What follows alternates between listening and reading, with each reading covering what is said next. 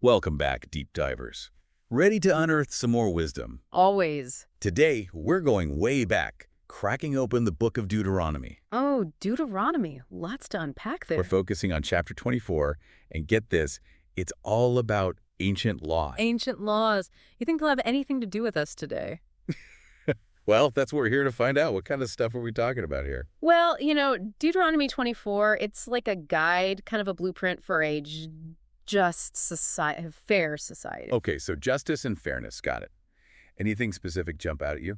Yeah, a whole bunch. Marriage and divorce, how to be fair in business, protecting the vulnerable. Wait, hold on. Marriage and divorce in ancient law. Oh, yeah. And some of it's pretty relevant even now. Okay, you got to give me an example. What's in there about divorce? All right, so say a man, he divorces his wife, she goes and marries someone else. Happens all the time. Right. Well, the law says he can't go back to her, even if that second marriage ends. Whoa, no takebacks. Yeah. That's pretty definitive. What's the logic there? Think about it. You wouldn't want a woman caught in this back and forth between husbands, right? Oh, I see. Protecting her, making sure it's a clean break. Exactly. The laws are thinking about the long-term impact on people. So it's not just about the rules. It's about people. You got it. This is fascinating. What else is in there about marriage? Okay, this one's kind of fun. Newly married guys, they got a year off from, like, military duty or public service. Wait, are you serious? They had honeymoon leave back then. Looks like it. And, maybe it wasn't just about a honeymoon. Some scholars think they wanted to give families time to, well, get started, before the husband had to go off and do stuff. It's like they understood that starting a family is a huge change. Yeah, like they wanted to build a strong foundation first. That makes a lot of sense, actually. Wow. Ancient work-life balance. Okay, so we've got marriage advice and time off. But Deuteronomy, it doesn't stop there, right? What about this economic fairness you mentioned? Right. So there are rules about loans and collateral. For instance, you can't take someone's tools if they can't pay you back. Their tools. Like what, a farmer's plow? Exactly. How could you work without it? Makes sense. Don't push people into a corner. Right. Help them out. Don't take advantage. And another thing, you got to pay wages on time. No delaying those paychecks, huh? Were they serious about this back then? That's what they aimed for. Of course, whether everyone actually followed it, that's up for debate. Even today, living up to those ideals is hard. That's true. But still, to see it laid out like that is pretty incredible. So Deuteronomy 24, it's more than just a bunch of random rules. It's like a vision for a society where everyone is treated fairly. That's a great way to put it. And it gets even better. They were really focused on how to treat the most vulnerable people. Vulnerable, like who? Well, they specifically talk about orphans, widows, and foreigners. Okay, groups who often had a tough time. Exactly. And Deuteronomy 24, it has rules about how to care for them, like this idea of gleanings. Leanings, what's that? So after you harvest your fields, you're supposed to leave some grain, olives, grapes, stuff like that behind. Leave it behind. Why? For the poor, the marginalized, anyone who needs it can come and collect it. So it's not just taking everything for yourself. You're sharing the wealth, so to speak. Right. And the rules are specific. It's not just whatever's left over. You have to leave a decent amount. That's pretty forward thinking, like a built-in safety net. And here's something even more interesting. When they talk about gleanings, they say, remember that you were slaves in Egypt. Oh, wow.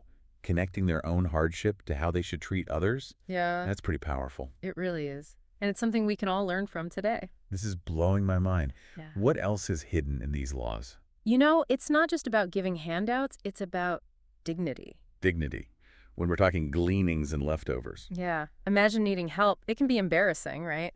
But with this gleaning thing, it's different. You're not just getting charity, you're working for it. Oh, I see. It's like you're still contributing, not just taking. Exactly. You keep your self-respect. And that's a good lesson for us today, too. So we should think about helping people in a way that empowers them, not makes them dependent. Right. Okay, ready for another example of this responsibility thing? Hit me with it. Okay, so there's this law. You can't take a widow's garment as collateral for a loan. A widow's garment. Specifically a widow. Why? Remember, widows, along with orphans, foreigners, they were really vulnerable back then. Not a lot of support systems. So this law was like extra protection for them. Yep. Like, hey, we know you're already going through a lot. We're not going to let people take advantage of you. Wow. That's actually really thoughtful. So they cared about more than just money. They were looking out for people who were struggling. Right. And this concern for the vulnerable, it goes beyond just finances. Deuteronomy 24, it also is no kidnapping. Well, Yeah, that seems obvious. Sure, to us. But back then, slavery was common. Ah, so by outlawing kidnapping, they were fighting against slavery. Exactly, saying every person deserves respect no matter what. Man, the more we dig into this, the more I'm impressed by these laws. It's like they were really ahead of their time in how they thought about justice and compassion. I know, right? It's amazing. And there's this one more principle, really important. They had this idea of individual accountability. Okay. Individual accountability. Explain that one. What's it all about? So basically, each person is responsible for their own actions. So, like, what, you do the crime, you do the time. Kinda, yeah. But it also means you're not punished for what someone else did.